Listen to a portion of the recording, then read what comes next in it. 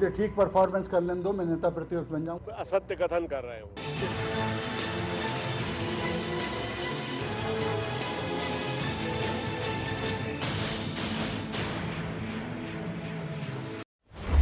मुझे ठीक परफॉर्मेंस कर लेने दो, मैं नेता प्रतिपक्ष बन जाऊं। असत्य कथन कर रहे हो। मुझे ठीक परफॉर्मेंस कर लेने दो, मैं नेता प्रतिपक्ष बन जाऊं। सदन में कांग्रेस के नायक घेराव कर रहे थे उच्च शिक्षा मंत्री का, लेकिन इस बीच ऐसा कुछ कह दिया उमाशंकर गुप्ता ने कि अचानक ही तिलमिला उठे मुकेश नायक। जैसे किसी दुखती नस पर हाथ रख दिया हो गुप्ता ने। सूबे के उच्च शिक्षा मंत्री ने सदन में कहा कि स्ट्रॉन्ग परफॉर्मेंस के जरिए नायक खुद की दावेदारी पेश करना चाहते हैं नेता प्रतिपक्ष पद के लिए, लेकिन इसका जवाब भी दिया नायक ने और कह दिया बात बदलने के लिए झूठ बोल रहे हैं गुप्ता। पहले जब सबसे पहले ये नई विधानसभा बनी थी और नेता उप बने थे, उनको हटा दिया गया, तब से ही वो हैरान परेशान है। और अभी तो नेता प्रतिपक्ष के लिए वो काफ़ी चिंतित हैं और अपने साथियों से कहते भी हैं कि मुझे ठीक परफॉर्मेंस कर लेने दो, मैं नेता प्रतिपक्ष बन जाऊंगा, जिसका मैंने हाउस में भी उल्लेख किया, उन्होंने काटा नहीं है। और इसलिए मेरी उनके प्रति संवेदना सहानुभूति है। उनकी मानसिक स्थिति को मैं समझता हूँ, शायद इस कारण ही वो वहीं तक सीमित होकर रह गए। विधानसभा में देना चाहिए, विधानसभा के बाहर देना चाहिए, उन्होंने नहीं दिया। ये तो बिल्कुल अप्रासंगिक और बेहुदा बातें वो कर रहे हैं। बात उठी है तो अब दूर तलक जाएगी, क्योंकि पद भी फिलहाल प्रभार पर है और दावेदार भी बहुत हैं। जहां दौड़ जीत और पार्टी को फिर से स्थापित करने की जगह नेता प्रतिपक्ष बनने की है, दौड़ में नेता भी कई हैं, जिनमें बाला बच्चन, वर्तमान में बाला बच्चन उपनेता प्रतिपक्ष होते हुए नेता प्रतिपक्ष का प्रभार संभाल रहे हैं और पार्टी विधायकों को साध कर चलने में अहम भूमिका अदा कर रहे हैं। मुकेश नायक, विधायक मुकेश नायक के पास विधायकी के साथ राष्ट्रीय प्रवक्ता का प्रभार भी है और आप इस सत्र में सरकार का घेराव भी कर रहे हैं। डॉक्टर गोविंद सिंह, विधायक डॉक्टर गोविंद सिंह कांग्रेस के कद्दावर नेता और वरिष्ठ विधायक हैं। सदन की कार्यवाही का लंबा अनुभव इनके पास है। महेंद्र सिंह कालूखेड़ा कांग्रेस के कद्दावर नेता और वरिष्ठ विधायक हैं। सदन की कार्यवाही का लंबा अनुभव इनके पास है। रामनिवास रावत, विधानसभा सत्र के दौरान विधायक जी की सक्रियता सदन के पटल पर दिखाई देती है। इसके साथ ही संसदीय प्रक्रिया का आपको अच्छा ज्ञान है। नाम वाकई काफी हैं और पद एक, लेकिन फिलहाल इस पद का प्रभार जिन हाथों में है उन हाथों की तारीफ भी की जा चुकी है और वो तारीफ करने वाले खुद सदन के अध्यक्ष महोदय हैं, जिनका कहना है कि नेता प्रतिपक्ष का प्रभार बाला बच्चन बखूबी निभा रहे हैं। हालांकि यहाँ बाला बच्चन इस तारीफ को कबूल करते हुए पार्टी में हम सब एक हैं की बात कह रहे हैं। प्रभावी तो हैं, बड़े अच्छे से तैयारी करके आते हैं और इसलिए मैं सोचता हूं कि उनका जो कार्य है वो मेरी दृष्टि से तो अच्छा है। सारे एमएलए मिल के हम सरकार को जो घेर रहे हैं, सरकार बसती फिर रही है, तो मुझे नहीं लगता कि हम लोग कहीं बिखरे हुए। नारा दिया जा रहा हो भले ही हम सब एक हैं का, लेकिन मन में पद की लालसा और कुर्सी की चाहत नहीं है, ऐसा तो आखिर कहा ही नहीं जा सकता। वहीं विपक्ष के इस हाल पर संसदीय कार्य मंत्री डॉक्टर नरोत्तम मिश्रा ने भी चुटकी ली है। ये कांग्रेस का आंतरिक मामला है। मैं तो गुजारिश करूंगा कि पार्टी के अंदर की बात को अंदर ही देखें। गुटबाजी क्यों जनता के पास लाते हैं? अब वो गुटबाजी है, वो अलग अलग गुटों में बटी हुई है। ऐसा लंबे समय से देखने आ रहा था, अब उजागर हो गई। मामले में सरकार के संसदीय मंत्री का चुटकी लेना भी जायज है। आखिर स्थिति ही ऐसी है विपक्ष की, ना तो सियासी मंचों पर एक है और ना ही सदन के अंदर। भले ही विपक्ष के द्वारा ये कहा जाए कि हम एक हैं और एक हाथ में हमारी बागडोर, तो ये कहना भी बेमानी सा लगता है, क्योंकि आए दिन जो मामले सामने आते हैं वो इन दावों की सरेआम नीलामी कर देते हैं। भोपाल से ND24 के लिए विवेक पटैया और आकाश सेन की रिपोर्ट। मुझे ठीक परफॉर्मेंस कर लेने दो, मैं नेता प्रतिपक्ष बन जाऊं। असत्य कथन कर रहे हो।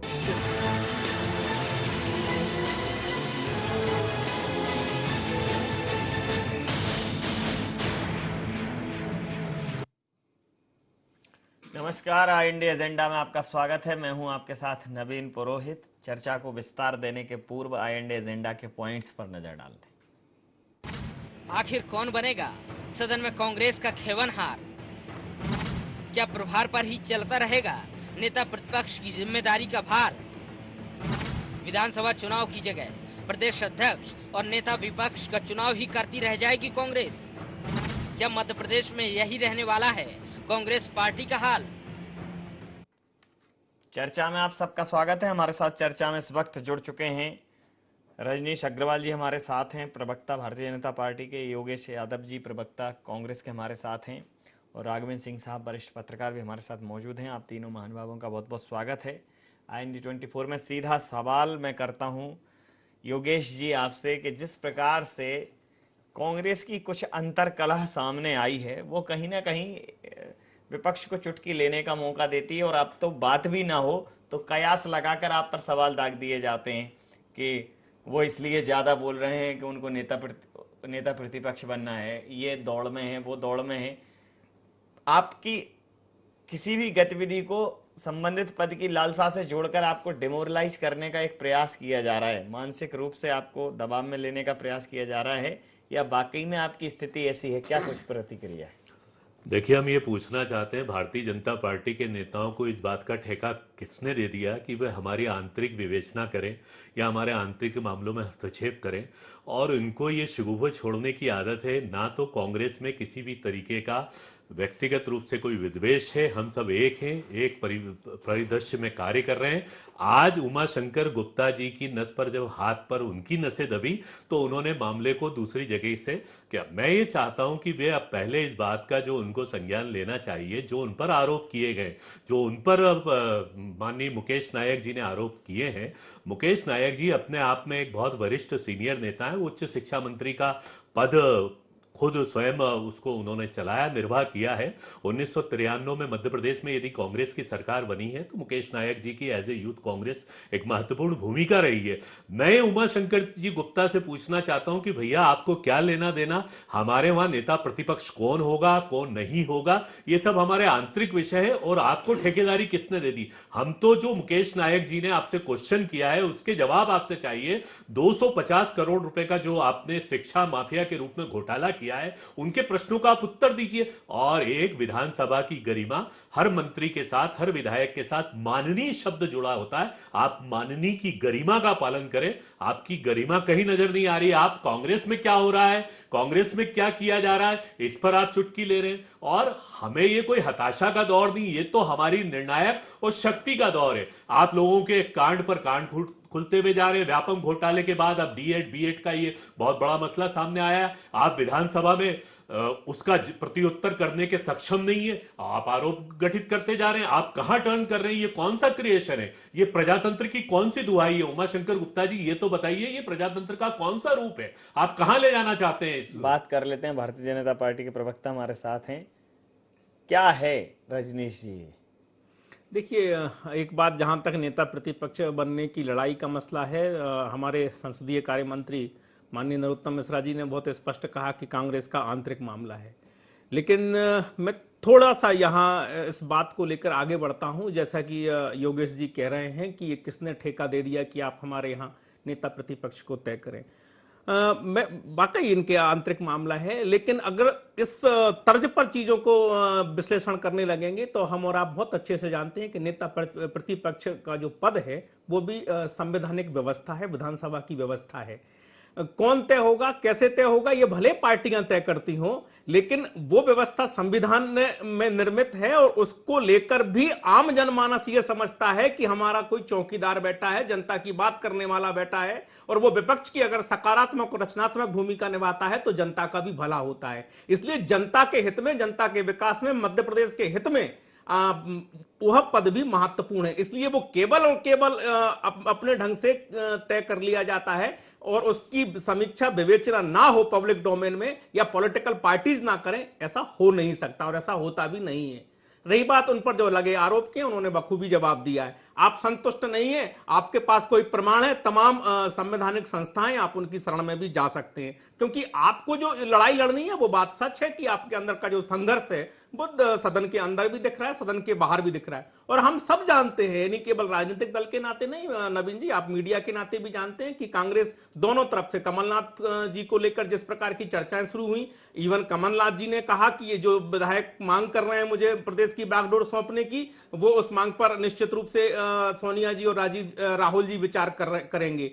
तो मुझे लगता है कि वो तो पीसीसी की वर्तमान व्यवस्था को भी नकार रहे हैं, और ये सबने देखा है, विजुअल्स चले हैं, उनकी बाइट चली है, विधायकों ने सरेआम मांग की है, और स्वयं नेता प्रतिपक्ष, उप नेता प्रतिपक्ष बाला बच्चन जी ने भी कहा है कि अगर कमलनाथ जी बागडोर संभाल लेते हैं तो ये मध्य प्रदेश कांग्रेस के हित में होगा। तो ये लड़ाइयां तो सरेआम है, पब्लिक डोमेन में है, इसलिए हमें कोई ठेका नहीं है भैया योगेश जी। आप और आपकी अगर ये एकता है तो भगवान करे ऐसी एकता आपके यहाँ बनी रहे, आपका ये लोकतंत्र है तो भगवान करे संगठन में आपका ये ऐसा लोकतंत्र बना रहे। लेकिन मुझे लगता है कि जो एक दल के नाते की व्यवस्था होती है और जो संविधान ने आपको नेता प्रतिपक्ष के नाते व्यवस्था दी है उसका बखूबी पालन होता है, तो जनता का हित होता है, सरकार भी ठीक चलती है, हम लोग भी ठीक चलेंगे। अगर कोई दाएं बाएं हम होते हैं तो हमें विपक्ष के नाते आप ठीक कर देंगे, तो स्वाभाविक है।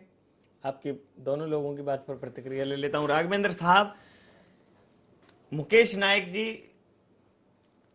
सदन के अंदर कुछ सवाल पूछते हैं, कुछ चीजों पर जवाब चाहते हैं सरकार के उच्च शिक्षा मंत्री उमाशंकर गुप्ता जी से, और उमाशंकर गुप्ता जी बोलते हैं कि वो जो बोल रहे हैं वो अपना परफॉर्मेंस और वक्तव्य कौशल सिर्फ इसलिए दिखा रहे हैं कि वो नेता प्रतिपक्ष बनना चाहते हैं।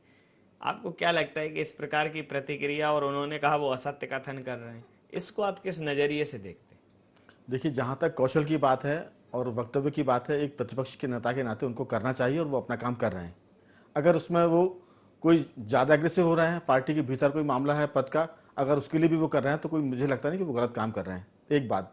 दूसरी बात मैं आपको ये बता दूं कि 2003 के बाद से जब से बीजेपी सरकार में आई है, तब से कांग्रेस के भीतर नेतृत्व को लेकर जो लचीलापन है या जो उदारता है, उसकी वजह से पार्टी का परफॉर्मेंस लगातार गिरता जा रहा है। यही वजह है कि पार्टी विधानसभा के भीतर और बाहर दोनों तरफ कमजोर दिखती है। 10 साल तक जब जो पार्टी लगातार कमजोर दिखी, जाहिर है कि उसकी तरफ से कोई आदमी बहुत एग्रेसिव होगा तो सत्ता पक्ष की तरफ से जरा देशी भाषा में कहें तो थोड़ा सा वो ट्यूबलाइट जलना शुरू हो जाती है। तो मुझे लगता है कि सत्यदेव कटारे की तबीयत खराब होने के बाद जब ये लग रहा है कि नेता प्रतिपक्ष का चुनाव होगा या कोई नया आदमी आएगा, तो जो भी दावेदार हैं जिनके नाम लिए जा रहे हैं वो कोशिश कर रहे हैं, और वो कोशिश कहाँ कर सकते हैं, उसके लिए सबसे अच्छा प्लेटफॉर्म तो विधानसभा ही है, क्योंकि मामला नेता प्रतिपक्ष का है, विधानसभा का। अगर वो करते हैं तो गलत नहीं करते हैं, लेकिन इस मामले में सवाल जो किए गए थे, मेरे ख्याल से उसके जवाब विधानसभा में अगर विपक्ष पूछता है तो सरकार का ये जिम्मा बनता है कि वो उसको अच्छे से बताए, संतुष्ट करे। और विपक्ष अगर संतुष्ट नहीं होता है तो उसके पास, जैसा कि रजनीश जी ने कहा कि कई सारे फोरम हैं, बहुत सारे फोरम पर वो अपनी बात कह सकता है, और उसको उसकी ताकत अगर है तो सरकार मजबूर होगी उनके जवाब देने के लिए। हो ये रहा है कि विपक्ष की ताकत नहीं है, कभी अचानक कोई एक प्लेयर निकलता है हॉकी की तरह बॉल लेकर गोल मारने के लिए, बाकी सब खड़े रहते हैं। तो अचानक मुकेश नायक बॉल लेके निकले हैं गोल मारने के लिए और बाकी सब खड़े हुए देखिए आप। तो वहाँ जो फूट की बात है, कोई भी पार्टी अगर पब्लिक उसमें आती है तो उसकी हर बात सार्वजनिक होती है, निजी कुछ नहीं रहता है, किसी नेता का निजी कुछ नहीं होता है, किसी पार्टी का निजी कुछ नहीं होता है। तो ये एक निजता की जो बात है वो एक डिफेंस में कही जाती है कि आप इंटरनल मैटर में दखल क्यों दे रहे हैं। हालांकि ये अच्छी बात है, आदर्श स्थिति की नहीं होना चाहिए, लेकिन किसी भी पार्टी और किसी नेता का निजी जीवन कुछ नहीं होता है, जब वो पब्लिक में आता है तो सब कुछ जनता का होता है। जी, ये मैं योगेश जी, अच्छी बात है, सवाल पूछे, तीखे सवाल पूछे, एग्रेसिव भी हुए, लेकिन सबसे बड़ी बात यह है कि इस एग्रेशन में उनके जो साथ के लोग हैं वो थोड़ा सा मूक दर्शक हैं। सरकार को जवाब देने चाहिए थे, नहीं दिए, निश्चित रूप से खेदजनक है। लेकिन बावजूद इसके आखिर ऐसी एकजुटता समय रहते कांग्रेस में आ जाए, जो छोटी छोटी बातों को लेकर, जिन बातों को लेकर जो आपके आंतरिक मसले या विपक्ष उनको लेकर आपको उद्वेलित कर देता है, आपको उनको जवाब देने को मजबूर कर देता है, कहीं ना कहीं एक छवि तो निरूपित की जा रही है कि आप में एकजुटता नहीं है और सब अपनी अपनी ढपली, अपना अपना राग अलाप रहे हैं। भारतीय जनता पार्टी को हमेशा अपने आरोपों को छुपाने के लिए आवरण ढकने की बहुत पुरानी परंपरा है। केंद्र सरकार से लेकर मध्य प्रदेश की सरकार आवरण हमेशा ग्रहण कर लेती। मैटर किस बात का था, ये बिल्कुल मुकेश नायक जी के शब्द बहुत महत्वपूर्ण है कि ये अप्रासंगिक है, ये असत्य है। मुकेश नायक जी ना अग्रेसिव हुए हैं, वो एक तथ्यात्मक तरीके से अपनी बात को कहना चाह रहे थे। आप कौन सा मैटर लेकर आ गए? आपको विपक्ष के हमारे नेता की इतनी फिक्र कहां हो रही है? आप अपनी फिक्र पालिए। जो 250 करोड़ रुपए के आप पर आरोप किए जा रहे हैं, निश्चय ही हम जनता के बीच में भी आएंगे, हम सड़क पर आएंगे। और मुकेश नायक जी ने तो बहुत अच्छी बात कही कि हम तो उनके बंगले के पास आए जाएंगे। हम पूछना चाहते हैं उमा शंकर जी गुप्ता कि आप बताएं कि आपकी RKDF और आईसेक्ट यूनिवर्सिटी पर इतनी ज्यादा मेहरबानी क्यों? इन दो विश्वविद्यालयों पर मेहरबानी, CBI से जांच की मांग की, क्या यह तथ्यात्मक नहीं था? मांग की, आपको स्वीकार करना चाहिए, आपको गरिमा के आधार पर जवाब देना चाहिए। परीक्षाएं इग्नू के माध्यम से क्यों नहीं की? BEd, DEd और MD की निर्धारित नीति से कई गुना ज्यादा एडमिशन हुए हैं ये, और उसके बाद उमाशंकर गुप्ता जी धमकी दे रहे हैं। जीतू पटवारी जी को धमकी दी, गुंडागर्दी वाली बात कर रहे हैं। ये क्या प्रजातंत्र में ये गुंडागर्दी ये कोई माने रखती है? आप हमारी बात, हमारे मुकेश नायक की बात का आप जवाब नहीं दे पाए। मुकेश नायक जी ने जो प्रश्न आपके सामने खड़े किए हैं, और आज भी प्रश्न है कि आप CBI की जांच से क्यों उमाशंकर गुप्ता जी क्यों बचने की कोशिश कर रहे हैं? यदि आप में तथ्य है, हमारी बात को आप छोड़ दीजिए। विपक्ष और का जो नेता है वो हमारा आंतरिक मामला है और कोई एकजुटता नहीं है। आप लोगों का क्रिएशन है, भारतीय जनता पार्टी का क्रिएशन है कि हम लोगों में आंतरिक विद्वेष है और गुटबाजी है। हम संगठित हैं, हम साथ में हैं, और जब समंदर होता है तो समंदर में बहुत बड़ा हमारे बहुत सारे जहाज हैं, चलता है समंदर। और समंदर जिस समय चलता है तो उस समय आप लोगों को यह महसूस होता है कि इनकी लहरों में कोई आंतरिक कहीं ना कहीं से विद्वेष कायम है। यह आपकी गलतफहमी है। अब वो समय आ गया है। व्यापम के बाद ये बहुत बड़ा एक घोटाला है। मैं मीडिया से कहना चाहूंगा कि उमाशंकर गुप्ता जी अपने यथार्थ प्रश्नों का यथार्थ जवाब दे, और जो तथ्यवादी बातें माननीय मुकेश नायक जी ने कही है उनका जवाब आपको दिया जाना चाहिए। बात कर लेता हूं, आपकी बात पर प्रतिक्रिया ले लेता हूं। रजनीश जी, जो सवाल पूछे गए थे उनके जवाब दे देते। हालांकि हर बात पे CBI हो जाए इस प्रदेश में, ऐसा भी ठीक नहीं है। बहुत सारी जांच एजेंसियां हैं, पहले विभाग अपने स्तर पर कार्रवाई करेगा, फिर इसके बाद सरकार की जांच एजेंसियां हैं, EOW है। अभी RKDF का एक आपके कार्यकाल का ही मामला EOW में चल रहा है। हर बात CBI संभाल ले तो फिर ठीक नहीं है। लेकिन सवालों के जवाब में रजनीश जी ये बोल देना कि अगर ये बोल रहे हैं तो ये हीरो बनने की कोशिश है, मान भी लिया हीरो बनने की कोशिश है, तो उसमें समस्या क्या है? जो सवाल है उनके जवाब दे दिए जाए। बिल्कुल नवीन जी, सही बात है। बात सब्जेक्टिव होनी भी नहीं चाहिए, बहुत ऑब्जेक्टिव भी होने चाहिए। जो प्रश्न था उसका उत्तर उमाशंकर जी ने सदन में भी दिया, और उन्होंने कहा कि अगर ये, चूंकि सदन की जो बात होती है सदन तक सीमित होती है, उसके बाहर अगर कोई आरोप लगाया जाए तो उस पर उस ढंग से सामने वाला जिस पर आरोप लगाया जा रहा है वो प्रतिकार अपने अपने अधिकार जो उसके पास में, उसके ढंग से वो मुकाबला कर सकता है, सामना कर सकता है, कई फोरम में वो जा सकता है। अभी जो बात CBI जांच की बार बार बात कही जा रही है, और इनके पास अगर तथ्य है कि कोई घोटाला हो गया, सो कॉल्ड घोटाला, तथाकथित घोटाला, जो कि नहीं हुआ, आपके पास तथ्य हैं, लोकायुक्त के पास जाइए, कोर्ट के पास जाइए, तमाम संस्थाएं हैं खुली हुई हैं, CBC के पास जाइए। अगर आपके पास तथ्य, केवल वही बात ये है ना कि बात केवल आरोप लगाकर खुद को हीरो साबित करना। योगेश जी मुझे बोलने दीजिए। विधानसभा में जो बात बोली गई उसका उत्तर भी दिया, और RKDF की जो यूनिवर्सिटी जो चलाने वाले सज्जन हैं उनको सब जानते हैं। वो कौन सज्जन हैं? कांग्रेस के कृपा पात्र सज्जन हैं, हमारे तो कभी करीब ना रहे हैं ना है। वो उनकी कहानी क्या, उनका केस भी चल रहा है। कांग्रेस के कृपा पात्र है, उन्होंने कुछ गलत किया तो 12 सालों में हम उनको अभयदान नहीं दे सकते। बिल्कुल नहीं, उन्होंने जो गलत किया वो उसका भुगत रहे हैं, और सबने देखा, सब जान रहे हैं। और इसके बावजूद भी अगर उनको लगता है कि माननीय मंत्री जी ने कोई गलत किया है, कोई जुर्म कर दिया, कोई घोटाला कर दिया, और आपके पास तथ्य हैं, तो मैंने कहा ना भैया कि तमाम एजेंसियां आप उनके पास चले जाइए। केवल बितंडा खड़ा करेंगे, तमाम प्रकार के अनर्गल आरोप लगाएंगे, और वो केवल, मैंने जो बात कही और जो बात मंत्री जी ने कही कि जो संघर्ष है उस संघर्ष का ये परिणाम है। और इसके बावजूद भी आप कहते हैं कि हमारे एकता, मैं कह रहा हूं कि अगर आपकी ये एकता है तो भगवान करे ये एकता बनी रहे। आपका ये संगठन का कौशल्य है तो भगवान करे ये कुशलता आपके यहाँ बनी रहे। हमें कोई लेना देना नहीं है। आपका आंतरिक मसला है, भगवान करे ऐसे आंतरिक मसले आपके यहाँ बने रहे। जी राघवेंद्र साहब, देखिए वैसे भी CBI बहुत ज्यादा मुश्किल में है, बहुत बोझ है उसके ऊपर कई सारी जांचों का। अभी जो व्यापम की जांच चल रही है, जो CBI की जांच कर रहे हैं अधिकारी, उनका कहना है कि इसको जांच करने में बहुत वक्त लग जाएगा।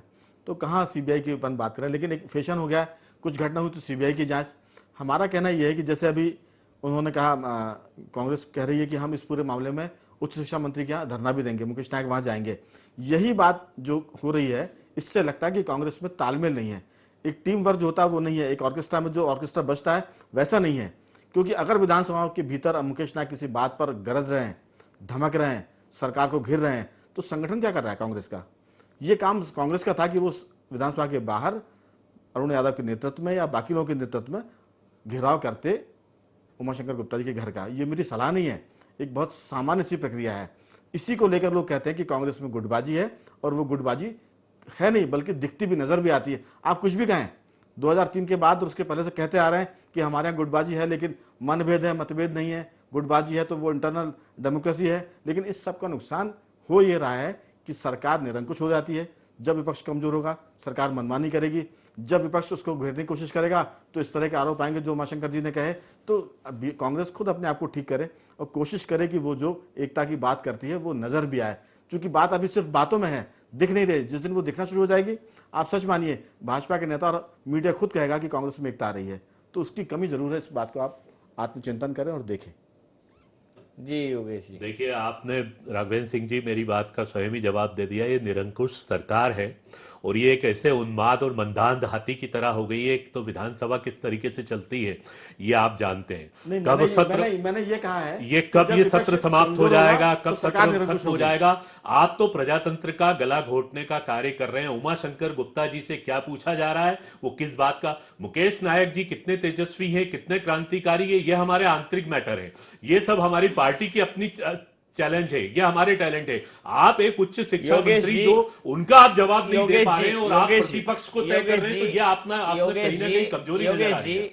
कहना ये है कि सवाल पूछे गए, जवाब नहीं मिला तो संतोषजनक नहीं मिला। बिल्कुल सही है। तो मुकेश नायक जी के साथ अगर इतना बड़ा मुद्दा है, आप जिसको ये मानते हैं कि ये सीबीआई की जांच के योग्य है, तो उतने बड़े मुद्दे पे कांग्रेस का सिर्फ इतना सा एक्शन मुद्दा है। कांग्रेस का इस मामले में सिर्फ एक स्विच दबा के और नहीं, बिल्कुल कांग्रेस का इस मामले में चिंतन हुआ है, समन्वय स्थापित है। माननीय अध्यक्ष जी का, मुकेश नायक जी की चर्चा हुई है, अन्य वरिष्ठ नेताओं ने भी चर्चा की है और इस मुद्दे को हम आगाह कर रहे हैं उमाशंकर जी गुप्ता को इस चैनल के माध्यम से कि वो इसको बहुत ही लाइट लेने की आवश्यकता नहीं। आने वाले समय में हम बता देंगे कि कांग्रेस मतलब वो अपना क्या हम सड़क पर आएंगे। हम बिल्कुल बंगले का एक आप आगाह क्यों कर रहे हो? आप क्या आगाह इसलिए कर रहे हैं कि वो बहुत उनको कहां मैटर था और कहां जवाब दे रहे हैं। 250 करोड़ रुपए का उमाशंकर जी गुप्ता पर जो आरोप लगाया है वो तथ्यात्मक स्थिति, 4 यूनिवर्सिटी, चाहे एपीजे अब्दुल इंदौर की यूनिवर्सिटी हो, चाहे सीहोर की हो, जिस तरीके से शिक्षकों के साथ जिस तरीके से उनकी फीस जमा की गई, बीएड डीएड में घपला हुआ है, इसको हम सड़क पर लेकर आएंगे और ये हमारी जन चेतना का विषय बनेगा। व्यापम पर भी हम सड़क पर आए हैं और अभी भी नहीं चूके हैं। समय का इंतजार कीजिए आप, हम सड़क पर आएंगे। और उमाशंकर गुप्ता जी, माननीय शब्द का पालन कीजिए, जरा गंभीरता से लीजिए। आपको लोग मंत्री कहते हैं, मंत्री के एक शब्द होते हैं, गरिमा होती है, उसका पालन कीजिए आप। जी रजनीश जी मुझे लगता है कि उमाशंकर जी जो बात कह रहे थे वो बात उन्होंने जवाब में भी कही है और बाहर आके भी उन्होंने वही बात दोहराई है। अब इनको जो करना है विपक्ष के नाते स्वतंत्र हैं। मैंने तो और उनको कहा है कि आपके पास तथ्य हैं, कोई सबूत हैं, आपको लगता है कोई गड़बड़ हुई है तो भैया तमाम एजेंसी और हैं, आपको लग रहा है कि मंत्री जी ने जवाब जो दिया वो उससे संतोष नहीं है तो आप बाकी जगह आप सहारा ले सकते हैं। लेकिन सवाल का जवाब केवल महत्वपूर्ण होता तो वो संतुष्ट होते। महत्वपूर्ण ये नहीं था, महत्वपूर्ण ये है कि हमने एक कोई आरोप चस्पा कर दिया और बड़े तामझाम के साथ में आरोप चस्पा कर दिया, क्योंकि ये जो काल कांग्रेस के अंदर चल रहा है उसमें हमें अपने आप को कहीं अलग पैमाने पर स्थापित करना है। मसला केवल इतना है, अनर्गल आरोप लगा देना। अगर आरोप में सच्चाई है, आप में दम है तो आप संघर्ष कीजिए, आइए कांग्रेस के नाते, बाकी तमाम एजेंसीज हैं, अगर हम गड़बड़ कर रहे हैं तो हमें ठीक करने वाले भी लोग हैं। न्यायालय तो स्वायत्त है ना। अगर आपको लगता है कि बाकी एजेंसीज पर आपको भरोसा नहीं है, न्यायालय पे भरोसा करिए। अब न्यायालय पे भी अगर आपको भरोसा नहीं है, जनता आपके बारे में जो निर्णय करती है, बार बार जो निर्णय करती है, फिर आपके बारे में निर्णय कर देगी अगले चुनाव में। जी राघवेंद्र जी, समय अंतिम प्रतिक्रिया। असल में कांग्रेस पुरुषार्थ नहीं करना चाहती, पराक्रम नहीं करना चाहती, वो शॉर्टकट पे जाना चाहती है। अगर वो विधानसभा में विधायक मामला उठा रहा है तो 24 घंटे बीत गए हैं, संगठन कहां है इस मुद्दे को लेकर? एक बात, हर बात कोर्ट से तय कराएंगे, हर बात की जांच सीबीआई से कराएंगे, तो एक ट्रायल होता है विपक्ष का जो सरकार के खिलाफ ट्रायल करती है, सदन के भीतर और जनता के बीच में, इन दोनों जगह कांग्रेस कमजोर है और मुझे तो कई जगह वो गायब दिखती है। और वो सारी लड़ाई लड़ना चाहती है मीडिया के मार्फत, कोर्ट के मार्फत और हाउस में बायकॉट करके, सदन की कार्रवाई रोककर। जनता आपको टकटकी लगाए देख रही है योगेश जी कि कांग्रेस अपने दायित्व को पूरी गंभीरता से करे। अगर वो कमजोरी से काम करेंगी तो 2003 में जो हुआ है वो 2018 में भी दोहराया जाएगा, तो आपको आश्चर्य नहीं होना चाहिए। हमारी शुभकामना है कि आप अच्छा काम करें। कह सकता हूं सर कि काजी जी दुबले क्यों हुए कि विपक्ष का नेता कौन? काजी जी आप स्वयं अपने आप को दुबला मत कीजिए, ये तो हमारी चिंता का विषय है, ये हमारा आंतरिक मैटर है। आप तो हमारे प्रश्नों का जो विधानसभा जो सर्वोच्च सदन है, सर्वोच्च सदन है, मेरा कहना है कि काजी जी भले दुबले हो, वो तो चुनौती दे रहा है ना कि आप में चुनौती स्वीकार, वो कह रहा है कि वो कह रहा है कि आप में जो बने सो कर लीजिए, भाषा उनकी है। नहीं वो तो ठीक है ना, तो आप मत करने दीजिए मैटर चेंज, कोई आप दूध पीते बच्चे थोड़े ही। आप नवीन जी एक बड़ी बात है, विधानसभा का सत्र कब से शुरू हुआ आपको पता है, हमको पता है, काफी दिन हो गए। अगर इतना बड़ा मसला था, आप जितने बड़े घोटाले की बात कर रहे हैं, उस पर स्थगन कब आया? शून्यकाल मामला कब उठा? ये मैं वही बात कर रहा हूँ, अनुदान मांगों पर चर्चा करते समय सीमा के चलते मैं इस चर्चा को पूरी गरिमा के साथ यहाँ समाप्त करता हूँ। आप तीनों महानुभावों का बहुत बहुत धन्यवाद, बहुत बहुत आभार। तो सदन में कांग्रेस के विधायक मुकेश नायक ने जो सक्रियता दिखाई, उस पर भारतीय जनता पार्टी के मंत्री, उच्च शिक्षा मंत्री उमाशंकर गुप्ता ने चुटकी ली और कहा कि ये जो परफॉर्मेंस है, ये जो आक्रामक रुख है, ये सिर्फ और सिर्फ लाइमलाइट में आने का प्रयास है, फुटेज लेने का प्रयास है। और उनके इस जवाब को इस बात के साथ खारिज कर दिया। साथ ही आए दिन कांग्रेस में पद और प्रतिष्ठा की दौड़ में जो घमासान सामने आता है, उसने कहीं ना कहीं कांग्रेस की छवि को तो कलंकित किया है कि ये जो प्रयास है उठापटक का, वो सिर्फ और सिर्फ पद को पाने की दौड़ में है। बहुत बड़ी बात यहाँ हमारे बीच में मौजूद वरिष्ठ पत्रकार राघवेंद्र सिंह साहब ने कही कि सदन में अगर किसी बात पर संतोषजनक जवाब नहीं मिला, सदन की गरिमा है, उस बात को लेकर संगठन को सड़कों पर आना चाहिए था, पूछना चाहिए था कि अगर ये सवाल वाकई में जायज है तो क्यों आखिर मंत्री उस सवाल से इतर अलग तरह की बात करते हुए नजर आ रहे हैं। अगर कोई घोटाले का मामला था, कोई घपले का मामला था, तो उस मामले को लेकर एकजुटता के साथ जितने भी विधायक हैं, इस इतनी ही संख्या पर भूमि अधिग्रहण बिल पर कांग्रेस का स्टैंड इस देश ने देखा है। तो इस प्रदेश में इस स्टैंड को खड़े रहने में भी दिक्कत हो रही है। 24 घंटे बाद उस पर कोई प्रतिक्रिया नहीं आ रही, तो कहीं ना कहीं ये बात भी जायज हो जाती है कि कहीं फुटेज लेने का प्रयास तो नहीं, या वाकई में गंभीरता है। तो इस गंभीरता में एकजुटता तो कहीं नहीं दिखाई दे रही है। कांग्रेस को चिंतन मनन करना होगा। IND एजेंडा में फिलहाल इतना ही। आप बन रही IND 24 के साथ और देखते रहिए IND 24। नमस्कार। ठीक परफॉर्मेंस कर लेने दो, मैं नेता प्रतिपक्ष बन जाऊं। असत्य कथन कर रहे हो।